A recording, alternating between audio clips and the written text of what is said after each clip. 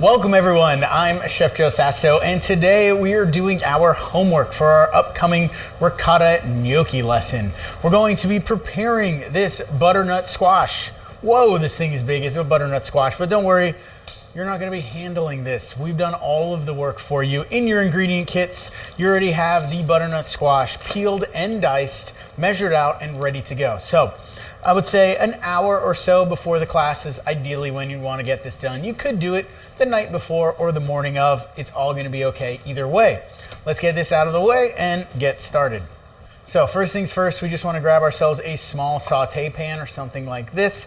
You could melt your butter in the microwave if you don't feel like getting out a pot or pan, but we just want to get our one stick of butter down in the pan, and we'll set this on the stove to melt. So then you just want to grab yourself a mixing bowl.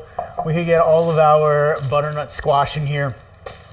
So while this recipe is inspired by pumpkin spice, it's important to remember that a butternut squash is not a pumpkin, it's a squash. Two different families of the same sort of ingredient, but still delicious nonetheless. Perfect for the season right now. You should be seeing these all over the market and the grocery store. So no problem at all finding them, and they're just perfect to kind of get you in the mood for the fall weather. So while my butter is melting, I'm gonna get my baking tray here ready to go. I'm just lining it with a little bit of aluminum foil. You can use parchment paper. It just helps transferring and clean up, stay things nice and tidy. And then we also have our sage here. I'm just gonna grab a few leaves and we'll add to our butternut squash. For roasting, we'll save another couple of leaves for finishing the pasta when we bring this all together. Our butter has melted now. It's not browned. We're gonna let it brown in the oven. So we're just going to put it over our squash here in a bowl. Then season this up with a bit of salt. I have this lovely truffle salt here, so might as well go a little extra. Use this to season our squash, but you can just use kosher salt if that's all you have. And then we'll stir this together.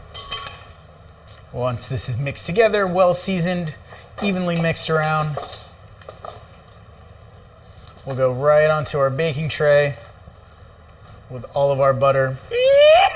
Then just take a moment, spread everything around just to make sure that there's enough room for airflow and everything will cook and roast nice and evenly. Whenever roasting anything in the oven, it's important to keep it spread out and spaced out so that way it cooks evenly and it browns evenly. I'm just gonna pop this in the oven, preheated. It's about 375 right now, and this should take anywhere from about 30 minutes to an hour or so to roast until nice and tender.